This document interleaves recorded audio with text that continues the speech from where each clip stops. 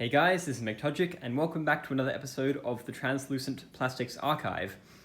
In today's episode, I'm going to be doing an unboxing of this D-Link USB webcam DSC C100. Not a particularly appealing name, but anyway, this is a USB webcam in Bondi blue and ice coloring, so basically the original iMac G3 colors. So that gives you a sort of estimation of when this was made, around 1998, at least after the iMac was announced. And what was the purpose of these USB webcams? Well, webcams had been a thing going back into the 80s and 90s. I don't know if they were actually called webcams back then, but as the name implies, they were basically very basic cameras intended to connect you to the internet and call someone. So what you would do is plug it in. In this case, they're showing some kind of beige box with the little thing probably photoshopped on top. But basically, you would connect to the internet, and then you would use the software that came in something like this, connect it up to your USB to your computer, and basically try and have a call with someone in very terrible 56K modem quality. Maybe you have Ethernet, but the actual camera itself is not very good quality anyway, even though it says that it has some kind of things to boast about here. Let's have a look what they say. USB specification 1.1 compliant. Yep, so we're not talking USB 1, so it's just a little bit newer than 1. I think the original iMac was 1, but then the later ones were 1.1.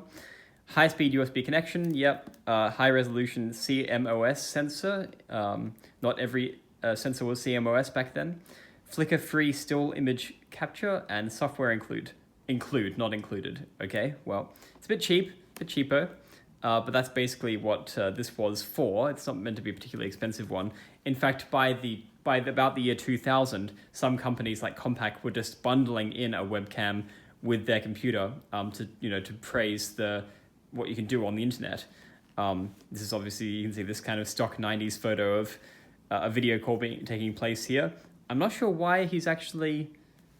entirely sure why he's holding what looks like a cell phone, but anyway, it looks like he's doing a call. Maybe that's a microphone or something. It's all a bit silly. All right, cool. I'm not going to keep the box, just going to keep the camera. Don't think there's much value of this. But anyway, if you want to read what's here, you can always pause the video.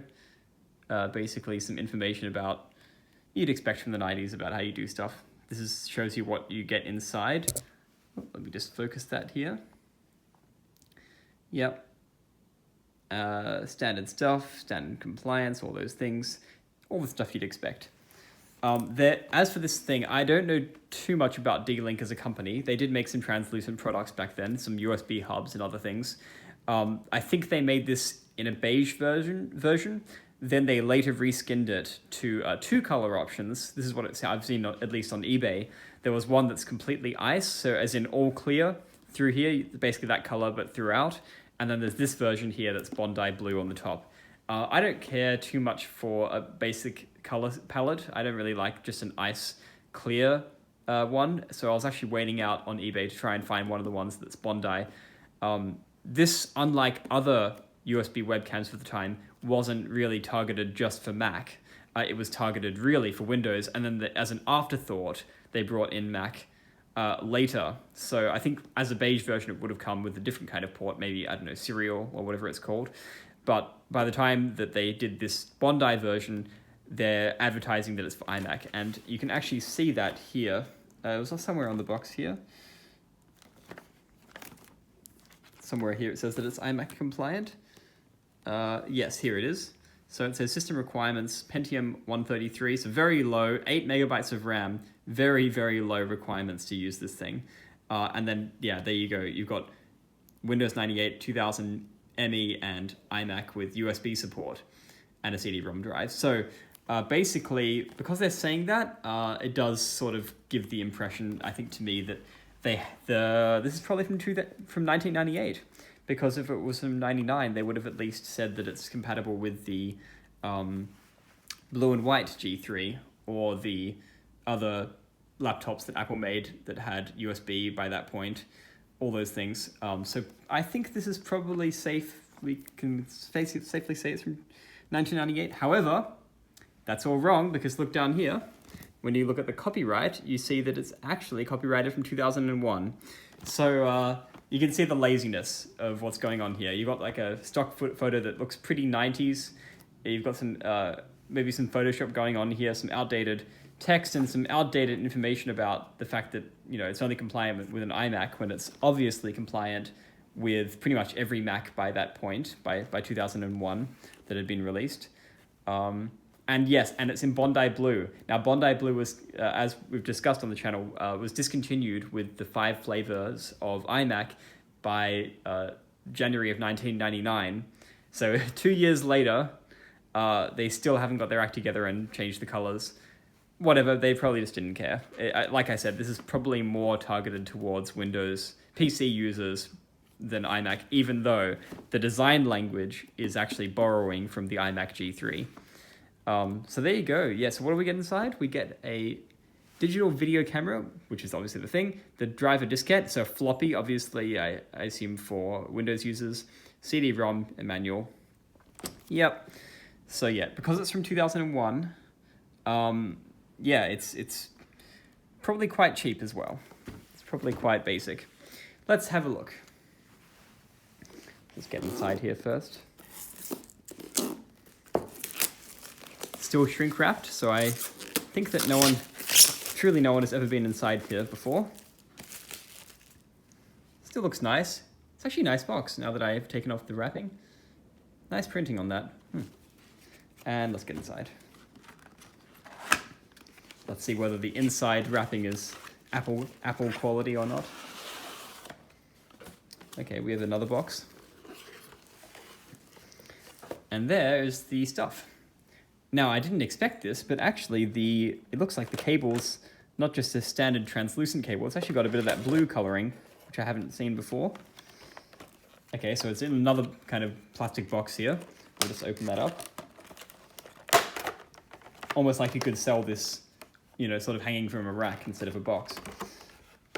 So here we are. Yeah, that's pretty straightforward packaging here. What you get is, there's the diskette. All right, and yep, sure enough, dated to August 2001. I did want to note that it doesn't say that it's compatible with Windows XP, and I'm not exactly sure when that came out, but probably just a little bit after this box was made. Yep, so there's your floppy disk.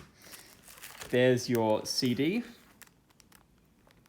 Oh, actually some nice, not a bad CD, looks pretty nice. And here's your manual, which again repeats the same image on the box. And it's got all your typical warranty stuff and some manual, some installation advice and stuff like that. Yeah, and then here's what we're actually waiting for, right? This is the actual thing. And it's actually very attractive. I've seen photos of the clear one. I think it's pretty standard. But once you add that Bondi blue coloring, and you actually have a bit of blue plastic here, I think this is a very, very nice looking webcam. Of course, in those days, most people were using a CRT, so there was no idea of mounting this on top of an LCD. That's why it just comes with an integrated stand. You can't really plop this stand on top of an LCD. This is going to fall off. So yeah, the whole idea is on a CRT, as you can see on the box, you're meant to put it on the top of the CRT. If you were using a flat panel, then you would probably put it just on the desk like that, and it's got enough sort of tilting mechanism to give you a fairly good picture. And yes, the cable is actually not what I was expecting. I thought it was just going to be a clear, translucent one. It's pretty thick, which is pretty standard by those days, but it's blue, which is pretty cool.